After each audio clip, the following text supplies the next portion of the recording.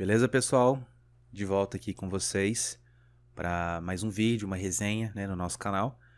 E dessa vez, como na semana passada eu fiz algo diferente também, novamente vou trazer algo também diferente. Vou ter várias indicações aqui. Vou tentar equilibrar, né, uma resenha com indicações de leitura. Qual que é a ideia que eu tive para esse vídeo aqui no caso? Sempre me perguntam, deixa eu mostrar aqui para vocês, sempre me perguntam de onde que eu tiro, qual que é o significado da palavra carcoça, né? Essa logo aqui é a minha preferida. A nova que eu fiz não ficou tão boa não. Enfim, eu já vou adiantando logo, porque eu preciso apresentar algumas leituras, né, em relação a essa referência ao nome do canal. Mas antes, eu gostaria de apresentar aqui para vocês essa série. Resumindo, do que se trata essa série? Essa série, ela fala sobre... assim, o nome Carcoça... Eu tô sendo muito precipitado. O nome Carcoça eu retirei durante assistindo os episódios.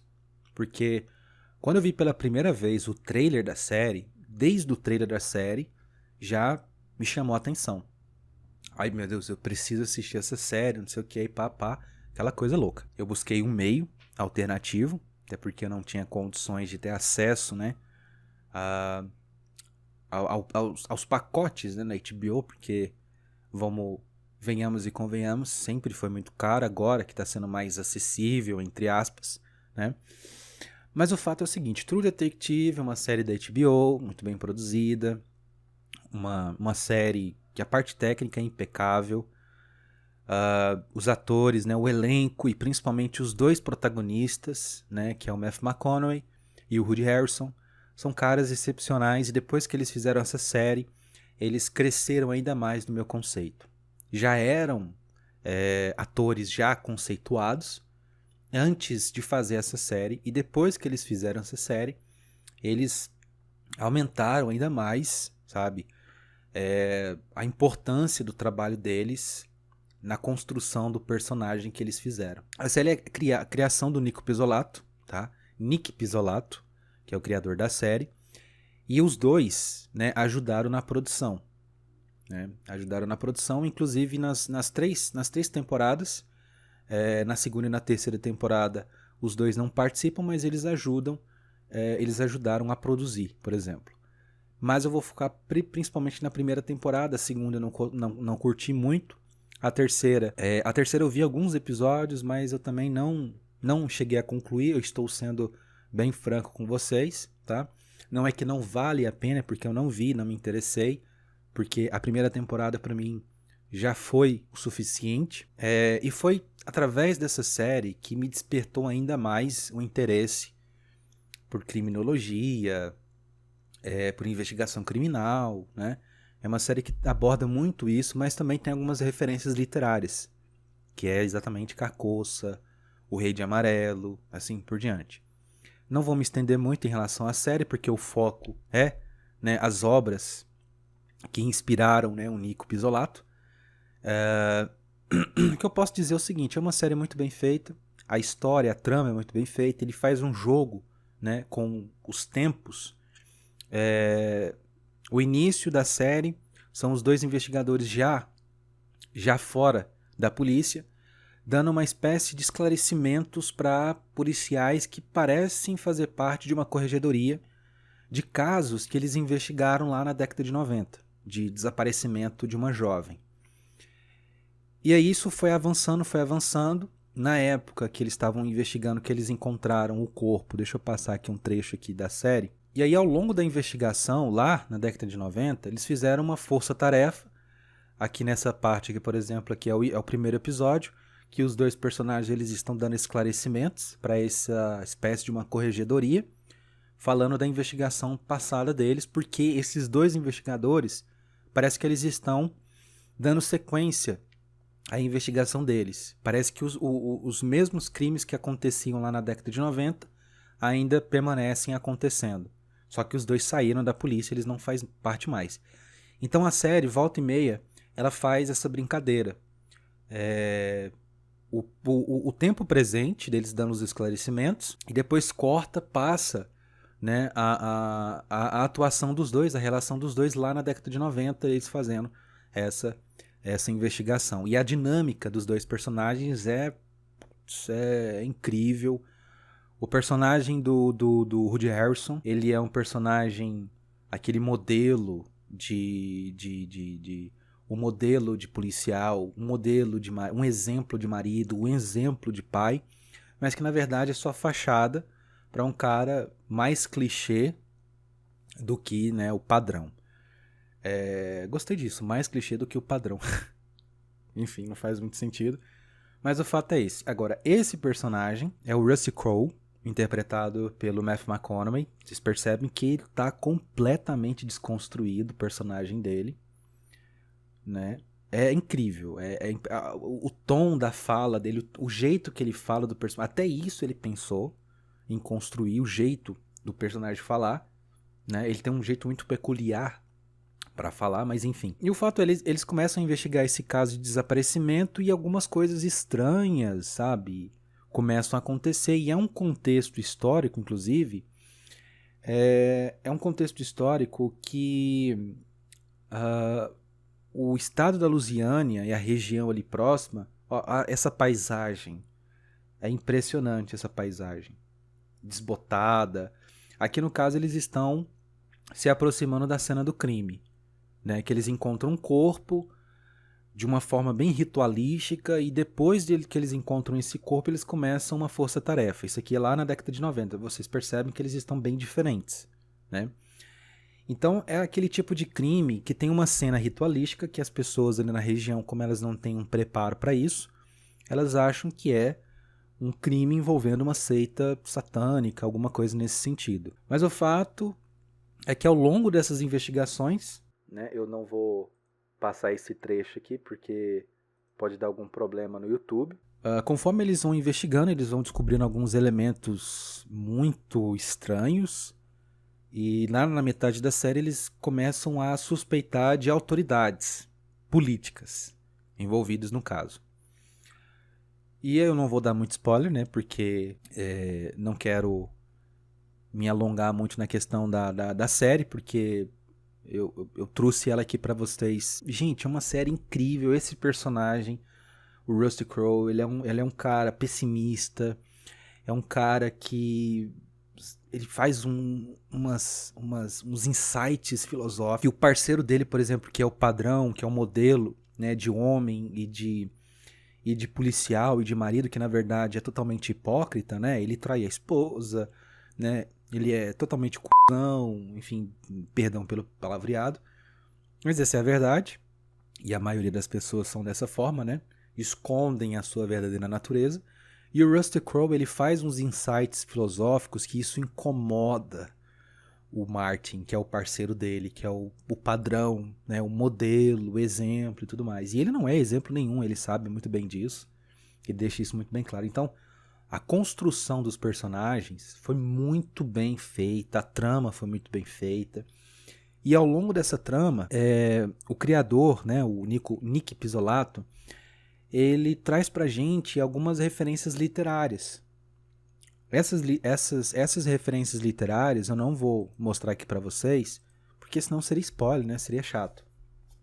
Essas referências são especificamente da obra do Robert W. Chambers, ou apenas Robert Chambers. Deixa eu pausar aqui o vídeo, que eu acabei deixando aberto aqui. Então ele traz referências aos contos do Chambers, que inclusive toda essa mitologia, toda essa simbologia mítica que o Chambers traz nos seus contos lá, em 1895, é a primeira edição que vai ser lançada dos contos dele, no século XIX ainda, e tem um prefácio aqui muito interessante. A revisão comentada ela foi feita pelo Carlos Orsi, e ele faz uma introdução muito interessante, né? E tem algumas notas também de explicações sobre os elementos dos contos, que é muito interessante, e foi traduzido Edmundo Barreiros, tradução inclusive muito, muito bem feita. por se tratar de contos simbólicos, né? Uma literatura muito simbólica, mas a tradução ficou muito bem feita, vale ressaltar. Esse livro é muito bonito, na verdade, né? O trabalho de designer dele é muito bonito. São, não me engano, 10 contos. Eu tô meio lento para comentar aqui. 1, 2, 3, 4, 5, 6, 7, 8, 9, 10. 10 contos. Vale muito a pena a leitura. Aí se alguém pode me perguntar, mas o que é o Rei de Amarelo? O que é Carcoça? Né? Assim, sendo bem resumido aqui, eu posso depois fazer um vídeo mais detalhado sobre isso, mas aí eu vou ter que fazer um roteiro bonitinho. Basicamente é o seguinte, o Rei de Amarelo, ele é uma profecia, né? Dentro desse universo aqui do Chambers, existe uma peça de um livro, né? Um livro que tem a peça de teatro com o nome de Rei de Amarelo, e toda pessoa que pega esse livro para ler, ou a pessoa fica louca, ou a pessoa se mata, ou a pessoa mata as pessoas que estão em volta dela. Alguma tragédia acontece, né? Por conta, influenciado pelo livro. Isso é bem fruto, né, ali do contexto histórico que o Chambers está escrevendo, na França especificamente, de um grupo de escritores que vão ficar conhecidos como os escritores malditos.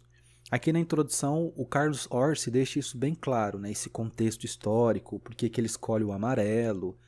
O amarelo naquele contexto ali na França, ele era um sinônimo de demência, né, de loucura, enfim, né? É muito interessante todo esse contexto histórico em volta da obra do Chambers. Então, basicamente é isso.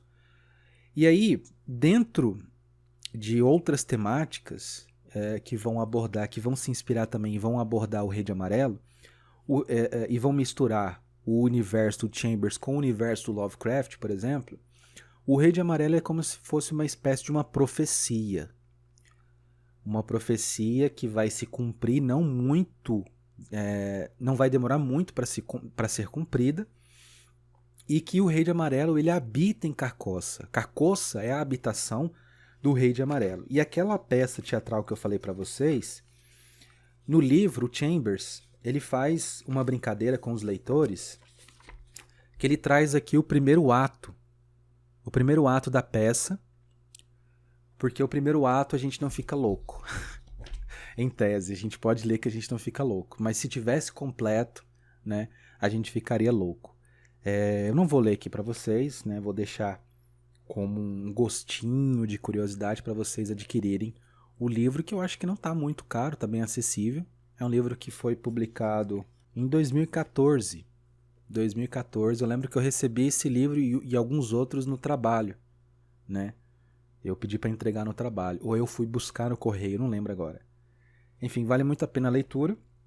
Novamente, daqui foi inspiração para aquela série, né? Aquela série. E aí, tem outros,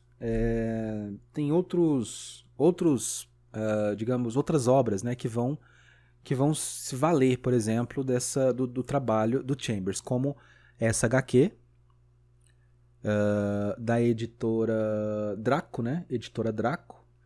A editora Draco ela vai publicar uma série de HQs onde eles vão pegar roteiro e ilustradores que vão se inspirar nessas obras de alguns autores importantes, né, para a literatura de horror, de terror, enfim, né? Então tem essa que eu adquiri, eu acho que não tem muito tempo que eu adquiri essa HQ, ela foi publicada em 2015, mas eu acho que eu adquiri ela mais tarde, não foi no mesmo ano de publicação.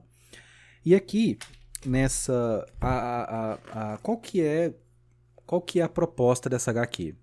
Deixa eu mostrar aqui para vocês aqui. A proposta é o seguinte, é trazer histórias, né, adaptar histórias de ilustradores brasileiros e roteiristas brasileiros dentro dessa temática do Chambers, do Rei de Amarelo, né? Então, é uma pegada bem terror, né? Bem bem horror mesmo, bem horror cósmico, né? Então, assim, uma qualidade impressionante do trabalho que tem aqui. Eu sei que a editora Draco, ela fez esse mesmo esquema com o Lovecraft, pegou, por exemplo, roteiristas e ilustradores brasileiros e pediram para eles criarem histórias dentro desse universo do Lovecraft. E eu sei também que eles publicaram uma HQ inspirada na Goetia, tá? Os 72 demônios da Goetia. Demônios é um pouco complicado de se utilizar essa palavra. Aqui eu vou falar para vocês, né, o publisher, Eric Santos Cardoso, edição Rafael Fernandes. Rafael Fernandes é um cara que eu admiro demais o trabalho dele, Rafael Fernandes. Quero muito, muito, muito mesmo de adquirir todo o Rafael Fernandes é um cara que entende muito de narrativa, inclusive é um cara que saca muito de tarô. Ele tem uns tarôs que são lindos, lindos, lindos. Ele tem uma coleção de tarô que é invejosa. Revisão: Ayrton Marinho e Alessio Esteves. Ilustração de capa foi do João Pirola.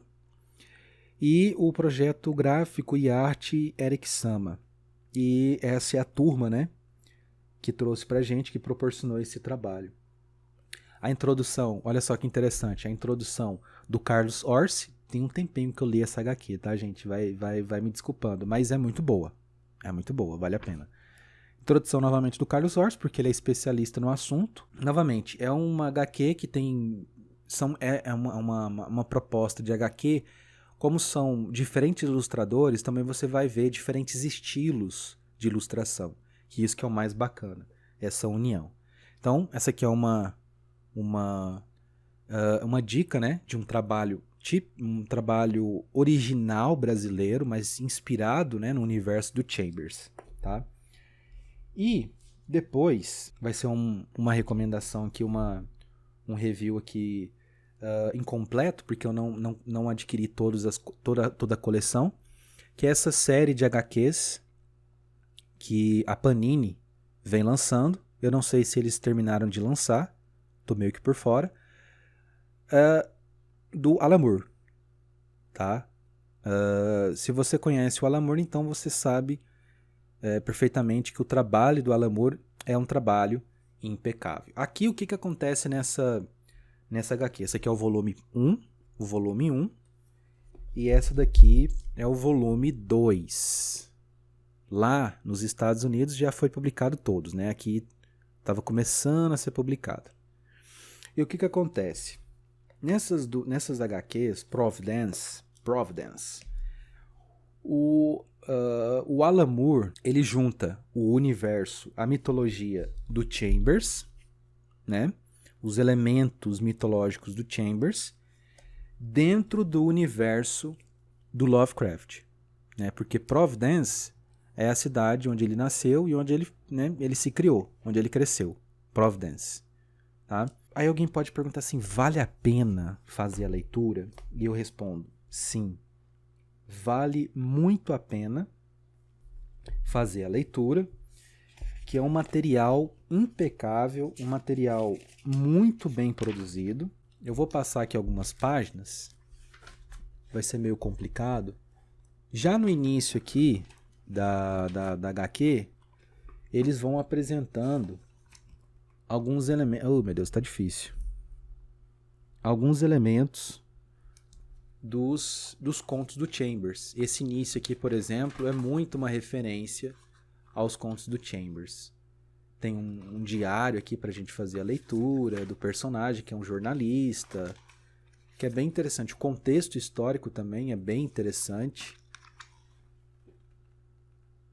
Então, vale muito a pena fazer a leitura de Providence. Novamente, é uma junção do universo do Chambers com o universo do Lovecraft.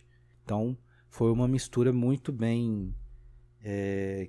que combina muito bem, né? Essa mistura do Chambers com o Lovecraft. Eu acredito que devam ser 4 volumes. Eu não tenho noção. Eu tenho os dois volumes, tá? Vale muito a pena tudo isso aqui que eu apresentei para vocês. E por último, não menos importante, esse livro do Nick Pizzolatto. Vocês percebem que o livro ele foi vendido de uma forma equivocada, eu diria, né? A editora Intrínseca é uma editora que eu gosto muito dela, traz muitos livros interessantes. Só que esse livro aqui, particularmente, ele foi vendido de forma errada. Por quê? Porque na capa aqui do livro, ele vem trazendo aqui, né? O criador da série da HBO True Detective. Então, quando você pega quando eu vi esse livro, eu falei assim, mano, não é possível. Será que tem alguma relação com a série? Eles poderiam ser, né, um pouco mais transparente. E na verdade, a história, não que a história seja ruim, pelo contrário. O Nick Pizzolatto, ele é um cara que escreve muito bem. Só que a história não tem, assim, perto da história da primeira temporada da série, não chega nem aos pés, né? Não, aqui, que eu quero dizer que não tem as mesmas referências simbólicas que o Nick Pizzolatto utilizou, utilizando o universo do Chambers. Não tem nada macabro, não tem nada sobrenatural. Não é um livro de terror, por exemplo. É um livro cujo personagem ele tá num ponto A e precisa de ir para o ponto B. Só que nessa trajetória ele se depara com um grande dilema, né? Lembra muito mais a segunda temporada de True Detective. O clima, o personagem, né, algumas situações, lembra muito mais a um personagem específico da segunda temporada. Mas, como eu falei, não deixa de ser ruim. É um ótimo livro, é um livro com uma pegada bem dramática, né? Não é um livro assim dinâmico, não é um livro de ação, é um livro mais dramático, um livro quase um romance psicológico. Não chega a ser um romance psicológico, mas é um livro que lembra inclusive muito o estilo do Chuck Palahniuk, né? Do escritor do Clube da Luta. Bom, era essas não uma resenha, mas algumas indicações e a origem do nome do canal, né? Vem primeiramente da série, depois eu fui pesquisar mais a fundo, né? E descobri principalmente aqui o livro do Chambers, né? Que vai inspirar essa mitologia do Rei de Amarelo, tá bom? Então espero que vocês tenham gostado, curta aí novamente, compartilha com quem vocês acham que vão curtir e até a próxima. A gente se vê e novamente eu agradeço, né, o carinho pelo primeiro vídeo e espero que vocês curtam também esse segundo vídeo. Valeu, abração e até a próxima. What do you think the average IQ of this group is, huh? Can you see Texas up there on your high horse? What do you know about these people? Just observation and deduction. See a propensity for obesity, poverty, a yen for fairy tales. Folks putting what few bucks they do have into little wicker baskets being passed around. I think it's safe to say that nobody here is going to be splitting the atom, Marty. You see that? Your fucking attitude. Not everybody wants to sit alone in an empty room beating off the murder manuals. Some folks enjoy community, the common good. Yeah, well, if the common good's got to make up fairy tales, then it's not good for anybody. Your sorrows pin you to this place.